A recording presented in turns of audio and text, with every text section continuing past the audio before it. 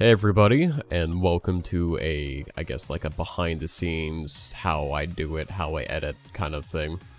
This one will be focused on Minna no Rhythm Tengoku, obviously. This is the first kind of video I've ever done of this, but I wanted to kind of show you guys what the editing looks like. Now, I've already done like the basic cutting together audio mixing part, and I'm going to show you guys how the subtitling and all that good stuff works. So, usually I'm always watching through the video and I have the game open up on my TV so that I know what all the English is. And right now I'm waiting for that little pop-up. Usually I scrub through things frame by frame to find the perfect frame that I'm looking for by hitting the directional pad on my keyboard. And obviously this is Sony Vegas 13 Pro that I edit in. So then I type it out as close to, or exactly what it says from the English version, and then I try to enter the line breaks that the English version has in their little text boxes for the game description box here, so that it looks proper enough. It's still not like the exact same font or anything. I couldn't find like the exact font that the game uses, so instead I found something that looked similar enough, and in this case it was Verdana. And it's a nice kind of subtitle font anyway, so it kind of worked. And also you'll probably notice that Mr. Subtitle himself is actually a little pre-made thing that I created so that I could always just drop and drag it into the timeline and be able to quickly just add new text for everything. So there you go. And here I'm waiting for, usually I hit the A button way too fast for these descriptions to be read, so I leave them idle there for a bit until the little game screen is there to pop up, fade it out before the title card appears. So that's usually how that bit goes, and then we get to the actual subtitling of all the everything they say. And it's essentially the same thing. I'm just scrubbing through frame by frame, looking for the first frame that the text box appears, and I go, oh, there it is. Drop Mr. Subtitle on that frame. And I have the English version again on the TV, and I'm clicking through it at the same... Oh, I'm showing it here. I already forgot that I did this, but I have it showing here. I'm like, oh, look, this is how I do it, how I know what they say. So then I'm gonna type on my keyboard with one hand because I'm holding my phone to record this. Look at my cool glowing blue keys. But yeah, that's essentially how it goes. So we're gonna cut back to the... You heard that bird there? That's how early in the morning it is.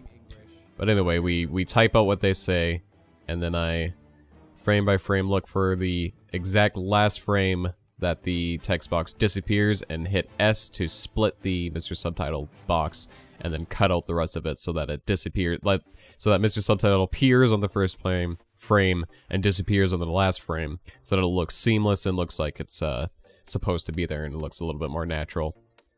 And yeah, there's nothing particularly hard about doing this. It's just really time consuming, and yeah, it takes a lot of time. This is the main reason, one of the main reasons that editing this series has taken me quite a while.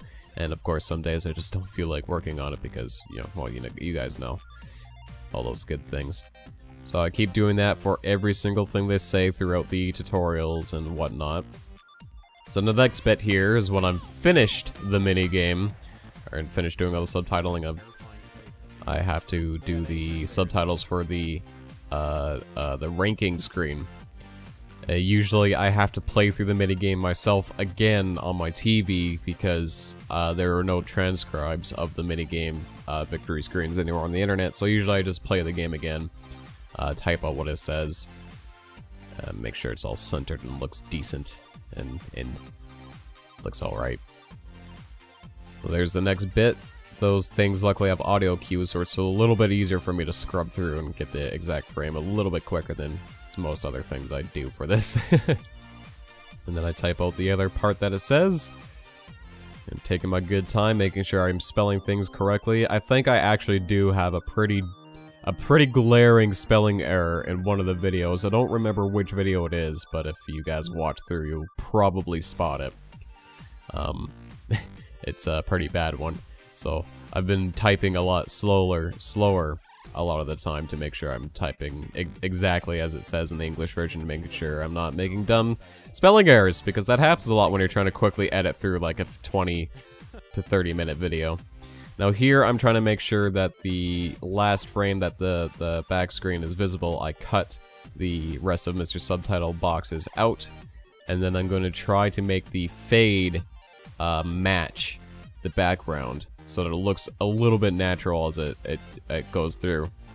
Now so I try to like fade it until my text kind of matches the text in the background. Now a lot of the time it's really hard to get the fade to be like one-to-one perfect, because there's always going to be like little frame differences when you're trying to do fades, and it's especially when you're trying to do fades over top of video game footage, so it can be a little bit tricky. So here we're going to do the same subtitle kind of thing for the end screen. Now this is another part that takes me a while. For this minigame, it's a little bit faster because, well, you'll see in a second, but I type in the subtitle that's there, put it in its correct spot, much like the other part we just did. And here comes the fun stuff. Usually I try to, so I take a screenshot there. Usually I try to make sure I get the fade and stuff all set up, but here's where I open up Photoshop. I have the previous minigames screen set up already, because, you know, I just go through in order. We'll talk about how some of the minigames will take even longer for me to do this little bit specifically, but you're kind of getting the idea already just from the screens you're seeing. But anyway, usually I can rely on the spriter's resource and find the minigame that I want, and they have a sprite dump of that minigame, and they always include all three of the rating screens: the OK, the no, or the OK, the try again, and the superb. So that way I can just go here, extract it into my pictures folder that I have in my editing folder for this game specifically, so that whenever I'm saving images, they're not going all over the place. But there's the ranking pictures, and I just bring that right into Photoshop. And then I'm able to just easily go in, copy the image, and paste it into the correct spot. And then a nice little overlay to show all three screens in after every minigame. This part's pretty simple. I just match it as closely as I can with a free transform, make it look decent enough. That is not a big deal. Again, I'm moving things around frame by frame with the directional pad, and I usually, some people probably just use their mouse and put it over there quickly, but I wanted to make sure that it's still kind of like in line with the other picture. Now, here's a nice thing. I use Bazooka Kirby's FAQ to not have to play the games constantly to know what they're saying for every screen, because in the picture, in the spreader resource text dumps, they're all in Japanese, but here I have an FAQ I can just go to and rely on that to not have to play the minigame more than I need to to get the text. Though I don't have that same luck for all the minigames, which I'll talk about in a second here. But then the process is exactly the same. Just on the other side, the order that these pictures usually go in, because I've been getting superb on every game, is just try again, superb, and then okay. Then I make sure everything looks good. Alright, but sometime... Oh yeah, and then I take out the background piece because that's already in the footage. Save it as a PNG because it's nice, high quality, whatnot. You can see all the other images in there. And for this instance, this is image 28. So I'm going to make sure I don't accidentally save over image 28.7 because that would be annoying because I have to go make it again. I've done that before by accident, where I hit enter too quickly. There you go. That's all set up already.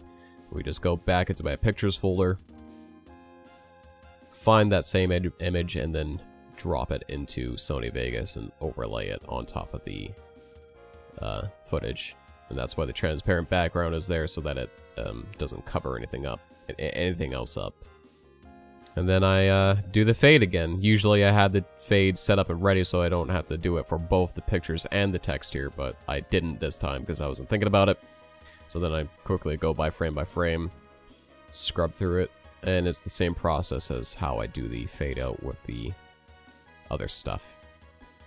Just try to match the fade and make it look as natural as possible. So That's probably the second part that makes it kind of a long process, but still not too bad. What makes it even longer is when the mini games aren't on this writer's resource and I have to go capture the screens myself. And that can take a really long time because I have to go open up my recording program, my Elgato Game Capture HD program. I have to play through the game poorly on purpose. For the try-agains is easy because I just put the controller down and let it do its thing, but then I open up Gyazo, let the screen get bigger, and I just Gyazo the image I need, and rip it myself. You can kind of tell which ones are ones I had to rip myself and which ones are the Spreader's resource dumps, because the quality difference. And then I save that image, and then putting it into Photoshop and all that good stuff is the same process. So there I'd have to play the game again to try to get the OK status, and then, you know, get that image. But after that, it's pretty much the same. So that's essentially how all the editing goes, and when I'm done editing, this is kind of how my timeline works. It's super big and busy. A lot of stuff there, a lot of text files, the audio mixing stuff, and all the little cuts and whatnot I had to do. 219 text things, which isn't entirely accurate because I started counting up from 87, but they're still from 87 to 200s. There was quite a lot of subtitling in this video. So I'm just scrubbing through, making sure everything's all lined up how it's supposed to be, and at this point, the video's done and ready. So then I just select the render region, make sure it goes from 000 to 2801, you know, from beginning to the exact end of the video, and then it's ready to render. So that's kind of how my editing process for this game works, and hopefully now you guys kind of understand why it takes me a while to get these videos out. But I hope you appreciate it, and yeah, I put a lot of work into making this, making these videos, so that's how it works. So set 7 has been uploaded already, and then I render it in my 1080p outline. But this has been Bluebomberimo. Thank you very much for watching, and until next time, have a great day.